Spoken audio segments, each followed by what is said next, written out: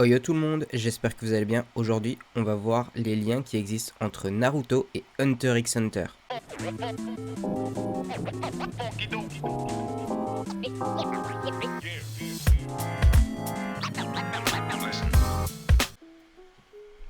Hunter x Hunter et Naruto sont deux œuvres qui normalement ne sont plus à présenter, mais au cas où, je vais faire un bref résumé de ces deux franchises. Hunter x Hunter d'ailleurs c'est l'histoire de Gonfrix qui est un jeune garçon âgé de 12 ans rêvant de devenir Hunter. Les Hunters c'est l'équivalent de l'élite du monde dans lequel il appartient. Ils sont autorisés à faire quasiment tout ce qu'ils souhaitent. Ils peuvent réquisitionner des véhicules, etc. Juste avec la simple présentation de leur licence. L'objectif de Gon est simple, retrouver son père, Gonfrix, qu'il n'a jamais connu. Mais ce dernier est réputé comme étant l'un des plus grands hunters de sa génération. Donc pour Gon, le calcul est simple, pour retrouver son père le plus efficacement possible, il va devenir Hunter à son tour. Du côté de Naruto, bien évidemment, c'est très différent. Le manga se déroule dans un monde qui est totalement en guerre. Il y a des ninjas, des samouraïs, ces derniers ont des pouvoirs et il y a cette balance entre les puissances militaires. Chaque pays a des villages qui les représentent, donc c'est hiérarchisé, donc chaque pays a ses petits villages sont en guerre les uns contre les autres. Les villages sont dirigés par des Kage et Naruto, qui n'a jamais été reconnu par qui que ce soit jusqu'à maintenant, a décidé de prouver sa valeur en devenant Hokage. Donc en conclusion, bien qu'une œuvre ait pu inspirer la deuxième, c'est pour ça qu'on va parler de lien, on peut pas dire qu'il y a plagiat comme on a pu voir précédemment, donc ces deux univers sont totalement différents et les enjeux ne sont pas du tout les mêmes. On a Gon qui souhaite revoir son père, donc un objectif simple, clair, et de notre côté on a une personne qui, elle, Naruto, a décidé d'avoir un petit peu de considération envers sa personne. Il y en a un qui vit dans un monde totalement en guerre, Naruto, et l'autre qui vit dans un monde totalement en paix. Gon, lui, il vit dans un monde en paix. Bon, même si ça va pas durer, hein. Quelquefois il a des arcs où il y a la guerre, genre on pensera bien évidemment à l'arc des Chimérantes, etc. Mais globalement, son monde à lui, il est en paix. On peut pas les comparer, on peut pas dire que l'un a plagié l'autre. Par contre, il est vrai, et on va le voir juste après, oui, il y a des fortes inspirations de Hunter x Hunter dans Naruto, et c'est très très cool de voir comment ça a été amené et ce que ça a pu donner.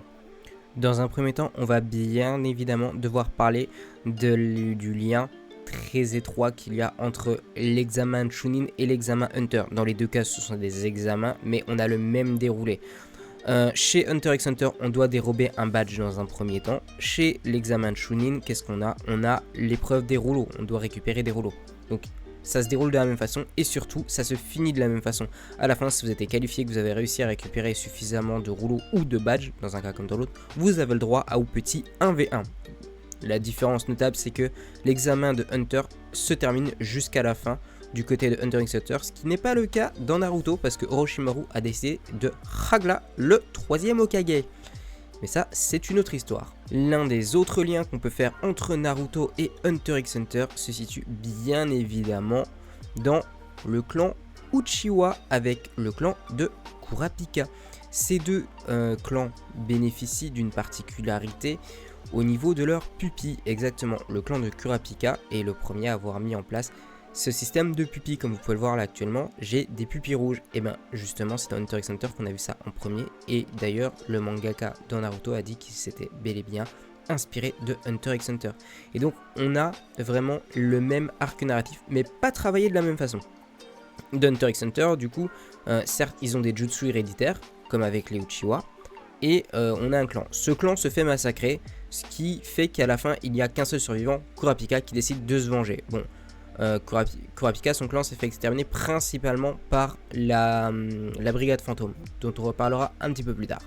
Quant à Sasuke, lui, son clan s'est fait éradiquer par Itachi, son grand frère. La grosse différence, c'est que, la brigade fantôme, elle, la raison pour laquelle elle a éradiqué le clan de Kurapika, c'est la thune. La raison pour laquelle l'éradication du clan des Uchiwa a eu lieu, c'est pour des complots politiques. Et là, on peut voir que malgré le fait qu'ils aient utilisé les deux un background tragique, avec pareil, voilà, des jutsu héréditaires, des pupilles rouges qui permettent de bien différencier, dans Naruto, c'était traité totalement différemment. Genre, certes, oui, tout le monde va vouloir les piquer, mais on sent beaucoup plus l'aspect politique dans Naruto, et c'est ça qui me plaît. Donc on peut voir que même si tu as les mêmes sources, tu peux en faire quelque chose de totalement différent. En parlant de grand frère d'ailleurs, on va pouvoir faire un lien très étroit entre Itachi et Illumi, le grand frère de Killua. Dans les deux cas, on a un grand frère vu comme un antagoniste, genre hyper puissant. Sasuke, il a Itachi qui le hagla depuis le début, hein, comme on dit, il l'a vraiment défoncé. Et il est un traître à la nation, etc. De l'autre côté, on a Killua, avec au-dessus de lui, t'as son grand frère. Dans les deux cas, en fait, on se rend compte que le grand frère manipule le petit frère. Et il est un obstacle à franchir pour justement la progression du personnage. Donc, pour Sasuke, il doit tuer Itachi pour venger son clan. Une fois qu'il a surpassé ça, bon, il apprend la vérité. Finalement, Itachi n'était pas un méchant, spoiler alert. Et donc, voilà, ça va lui permettre de développer un autre de ses mindsets. C'est-à-dire qu'avant tout ça, il était perdu, Sasuke. Enfin, genre, vraiment, il ne vivait que pour la vengeance. Une fois qu'il a appris le complot qu'il y avait derrière, il a voulu détruire Konoha. Puis après, il veut re-sauver Konoha. C'est très très flou. De l'autre côté, on a Killua, qui lui, du coup, son clan n'a pas été tué, hein, tout ça. Mais juste, on a Illumi qui lui a mis une aiguille dans la tête. Et cette aiguille permet de le contrôler. Et si il est en danger de mort, il va obligatoirement devoir fuir. C'est au moment où il retire l'aiguille de sa tête qu'il va se rendre compte qu'en fait, depuis tout ce temps, en fait, Illumi le manipule. Et plus important, en fait, à partir du moment où il retire cette aiguille, là, c'est bien plus symbolique par contre de ce côté-là. Mais au moment où il retire cette aiguille, en fait, il se libère de toute la charge. C'est lui qui choisit s'il veut vraiment se mettre en danger et jusqu'à quel point. Et donc, en ayant surpassé donc le grand frère, on peut voir dans les deux cas, comme ça a été fait, et ben comment le personnage devient plus libre. Sasuke, lui, il part totalement en couille, on va pas se mentir, hein, il veut détruire Konoha, alors que son frère, lui, tout ce qu'il a fait depuis le début, c'est vouloir protéger Konoha. À la fin, il se rend compte que il est parti en couille, il veut devenir Hokage, il part dans tous les sens. Mais dans les deux cas aussi, ce qu'il faut noter, c'est que Itachi est très protecteur envers son petit frère. Je vous rappelle que quand le troisième Hokage est mort, Itachi il a rendu une petite visite à Konoha avec Kisame, pour rappeler à Danzo et tout, fait « Eh oh frérot, n'oublie pas, je suis là, s'il se passe quelque chose de mal avec mon petit frère, je viens tout défoncer. » De l'autre côté, quand on va spoiler, hein, j'estime que vous avez déjà regardé Hunter x Hunter, c'est paru il y a très longtemps, mais quand Gon a fini par perdre tous ses pouvoirs, le seul espoir de Killua pour lui rendre ses pouvoirs et sa vie, surtout parce qu'il est dans le coma, c'est d'utiliser sa petite sœur. Donc il s'enfuit avec sa petite sœur sur le dos. À un moment donné, donc il y a une chasse à l'homme qui s'instaure. Donc t'as Illumi qui essaye de rattraper Killua avec sa petite sœur. Et lui, il est là avec Hisoka. Et Hisoka, à un moment donné, il a cette phrase en mode « Ouais, certes, je vise, je suis en train de tirer et tout, mais si par malheur, je venais à tuer ton petit frère, tu m'en voudrais ?» Et là, on voit toute l'aura meurtrière d'Illumi qui lui dit « Vraiment, frérot, tu cherches à mourir ?»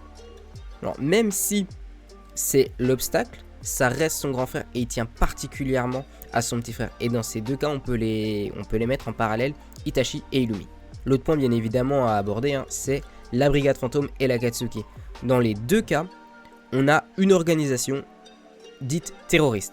Et ça c'est très important. Pourquoi ? Parce on a les mêmes bases, mais de nouveau, les choses sont faites totalement différemment. On va prendre le cas de la brigade fantôme. La brigade fantôme, c'est une famille. Genre c'est 7 individus qui veulent s'enrichir parce qu'ils ont vécu dans la pauvreté et ils ont décidé de se soutenir. Donc ils sont devenus des boss de la mafia, etc. C'est très propre, très carré. Il y a des liens entre tous les personnages. De l'autre côté, on a une organisation terroriste qui, elle, en fait, œuvre dans le but de la paix. Et ils ont fait quoi ? Ils ont fini par associer plein de criminels à eux-mêmes pour créer justement cette nouvelle Akatsuki. Et dans cette Akatsuki, en fait, personne ne se fait confiance. Enfin, je veux dire, Conan, elle fait confiance à Nagato et à Pain, du coup, avec ses marionnettes. Mais en plus de ça, certes, ils opèrent tous en binôme, mais personne ne se fait confiance. Genre, c'est juste des criminels, c'est un ramassis de criminels les uns avec les autres. Et c'est très très drôle de se dire que tu essayes d'obtenir la paix avec un ramassis de criminels, et de l'autre côté, c'est juste des gens qui essayent d'avoir plus de thunes, mais c'est des potes. Genre, vraiment, le contraste est flagrant entre les deux, et c'est très intéressant de voir comment est-ce qu'ils ont chacun vu leur organisation criminelle. Bref, le dernier point que j'aimerais aborder, c'est Guy et Gon.